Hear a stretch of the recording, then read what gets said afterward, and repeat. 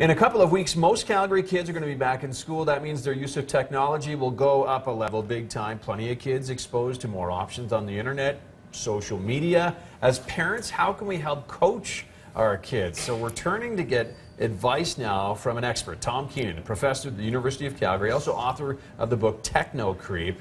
And Tom, what are some of the key issues for you when it comes to kids and kind of online and social media? Because some of them might be getting exposed for the first time. Absolutely. Things have changed so much. We used to give advice. Put the computer, which was that big clunky old thing, in the family room, and then you can look over the shoulder and you can see if they're doing something inappropriate. Well, now they're all carrying the computer in their pocket. So I was just at a bunch of hacker-type conferences, and there were child awareness booths, and one of them made a good suggestion. Have a family charging center, and every night the phones all go in there, and make it a family project. And then, you know, they don't have it in the bedroom, because I wrote in my book in Techno Creep about Miss Teen USA. She took her computer into her bedroom. Somebody was able to hack it, take photos of her through her computer's camera. So, you know, maybe put a piece of tape over that camera if you don't want to use it. But just keep the phone out of the bedroom and make sure that you know who they're talking to and what they're talking about. Okay, so a family charging center. Now, I mean, I guess key in all this is getting mom and dad to also buy in, right? Right, and I go on that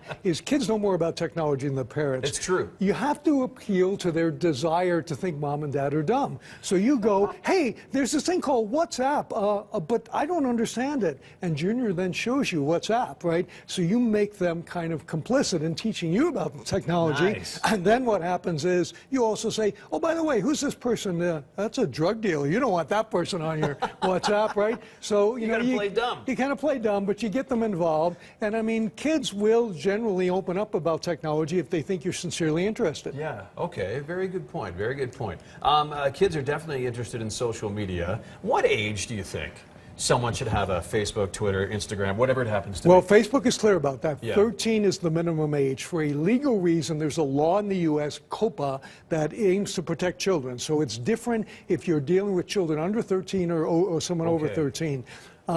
A lot of parents let their kids have it at 8. Facebook reserves the right to take it down. The funny thing is LinkedIn, you know, which is everybody's on it, professional, they lower their age from 18 to 13. Really? And the reason is they want colleges to be able to recruit kids. So as somebody said, LinkedIn has now spoiled childhood, because you should be out playing soccer or chasing girls or boys or whatever. Now you're in there worrying about your resume and crafting your PowerPoint.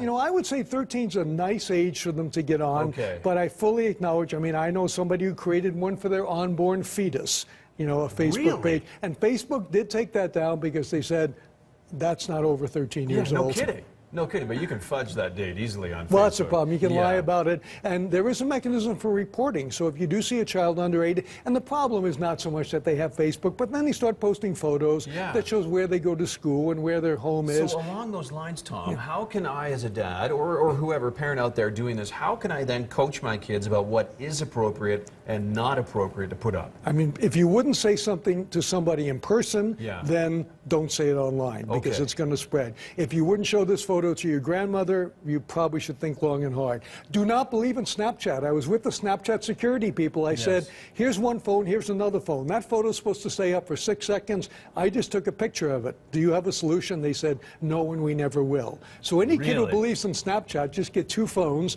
and prove to them that that photo can be copied, and then maybe they won't trust it quite so much.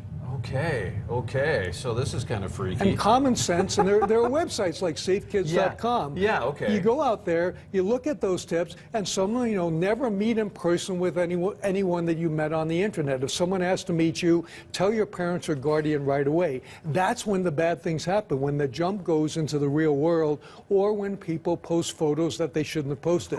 And there's been cyber extortion and even suicides. So although we make light of some of this, it is a serious matter, and I think every year, you know, the guys at IBM every year have to re-sign the ethics thing. I think every year, no matter how old your kid is, you should go over the rules, because things change so much from one year to the next. Whole new apps, whole new surveillance systems, that even if you think you've been over this with your 9-year-old, who is now a 12-year-old, it's time to review over it again. once a year, and this is the perfect time when you're buying the school supplies. Great advice. And that website again? It's safekids.com. .com, and your book, Techno Creep, if Techno people Creep. want to get that, where can... It's on Amazon. It's in chapters. You can even hear me read it to you on Audible. There you go. Good stuff. Good advice. All right. Thank you, Tom. Thank you, Ted. Breakfasttelevision.ca. That's where you can watch this again if you want to show this to your kids or if you want to refer to it later on in the school year. 7:57, 15 degrees, give or take. Andy, what's the daytime high going to be? Today's